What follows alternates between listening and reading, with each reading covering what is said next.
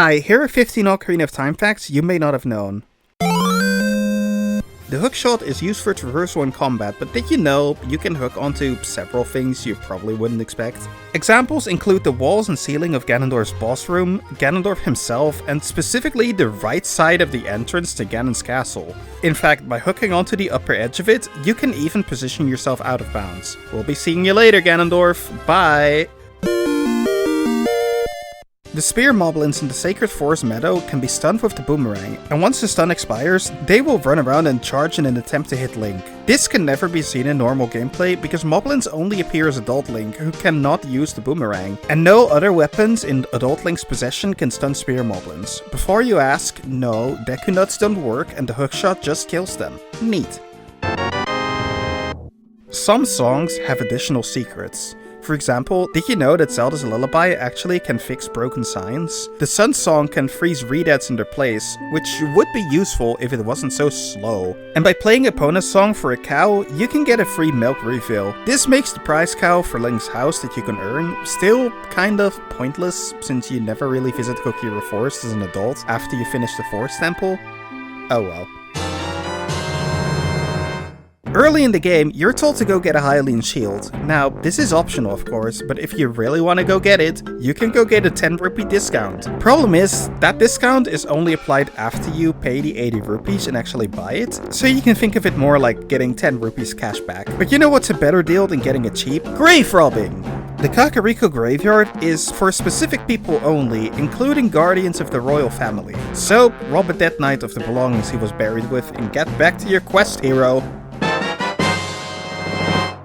Speaking of money, there's actually so much hidden money around as young Link that the Hylian shield is honestly easy enough to buy anyway. There's 3 invisible red rupees in the drawbridge which respawn every single time and can be side hopped to. There's a red rupee in the left torch of Hyrule Castle, and there's another red rupee in the right window of Zelda's courtyard, the one with all the Mario paintings. If you collect all 5 of these, you've already capped out your money. So just go buy that Hylian shield if you really wanted it.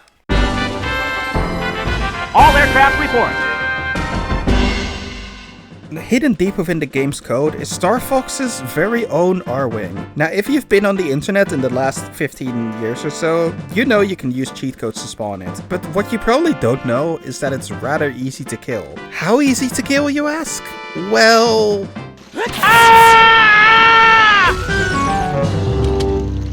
that easy. In the Water Temple, you fight Dark Link. For some, this is a difficult, lengthy battle. For others, a ridiculously easy one. So here's the secret.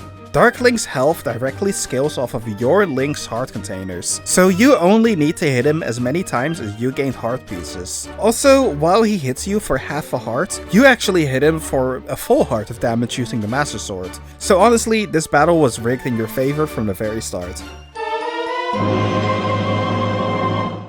Many players already know about reflecting Ganondorf's magic using a bottle. It's practically a Zelda tradition after all. But did you know Link's more humble moveset that has another endgame use? In the final battle, most people will opt for the hammer or secondary sword to damage Ganon's tail. But you can just use Deku Nuts, and it will work.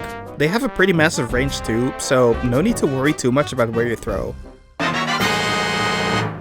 Speaking of Ganon, you can blind him with light arrows so you can get around him, but that's not really worth it because you can just roll between his legs and hit him.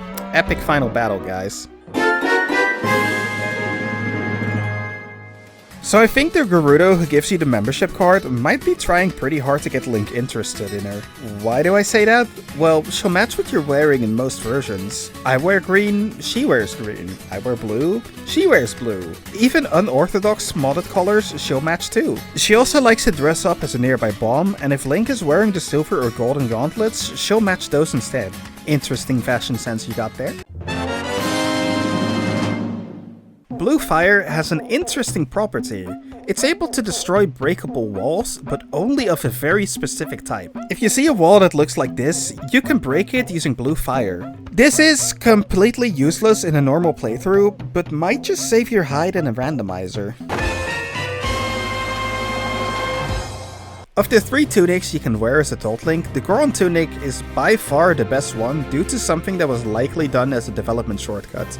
Since heat doesn't affect Link as much, the hit timer on the lava surface is slowed down, meaning you can stand on heat much longer and avoid damage entirely by going in and out before it damages you. However, this extends to more surfaces than just lava, such as spikes and poison.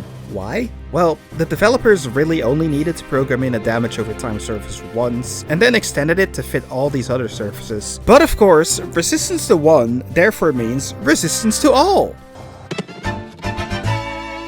Speaking of tunics, it's entirely possible to beat Ocarina of Time without wearing the other tunics. Sure, the Zora tunics makes a bit more sense. If Link can hold his breath long enough for the moments he goes underwater, then breathing underwater just isn't necessary. But the same goes for dying of heatstroke apparently. As long as you don't stay in hot rooms too long, Link is okay. You would think the entire fire temple counts as a hot room, seeing as it's inside an active volcano, but no.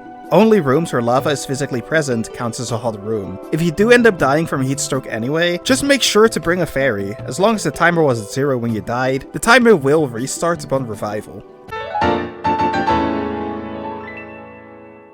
This is technically an Ocarina of Time 3D fact specifically, but it's an interesting one I want to share. There's a glitch in Ocarina of Time 3D that allows you to use the Master Sword or a Bigoron Sword on B as young Link. Doing this is remarkably simple. Simply save and quit the game on Epona on a separate save, then start a new file. As long as you don't equip a different weapon on B, you now have whichever sword you had equipped on the other file. Bring over the Master Sword to young Link, and it will look just like the Kokiri Sword but have increased range and damage. Bring over the Bigoron Sword, however, and it will look like the Master Sword with Link wielding it in reverse. This one is interesting because Link can't actually spin attack with it. This is because it's actually a broken Giant's Knife. I did actually experiment with it though. This is what it looks like once the Giant's Knife or Bigoron Sword is obtained, and when you break the Giant's Knife as a young Link, the game clearly gets confused and uses the Deku Stick Snap instead. With the glitch active, you can save and quit just fine and keep them equipped throughout the playthrough, but the moment you equip the Kokiri Sword, the glitch unfortunately ends.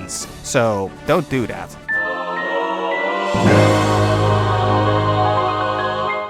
Some bosses just cannot fight back if they are left stunned by a spin attack, and it's really satisfying. Morpha can be dragged into a corner and spun to victory.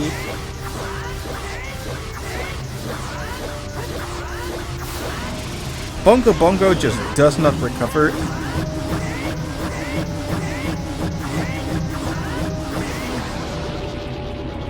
And bringing us back to where we started, there's Ganondorf too. He too cannot recover from spin attacks done perfectly, which makes him a pretty sorry King of Evil, don't you think?